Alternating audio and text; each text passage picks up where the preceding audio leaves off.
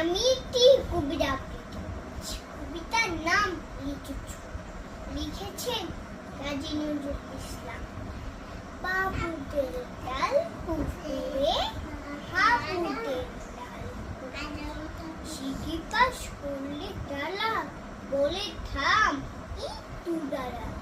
পুকুরে চুয়ে গাছে না, লিচুড়ে গাছ আছে না, উঠানা আসতে গিয়ে বড় গাছ, গাছে গিয়ে কি চড়েছি ছোট এক ডাল।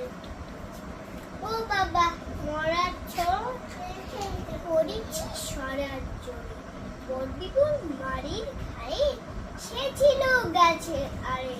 বেটা ভাই করণ আচ্ছা, থমাথম গটে চুইছা, ইলুকু কিলু খুশি।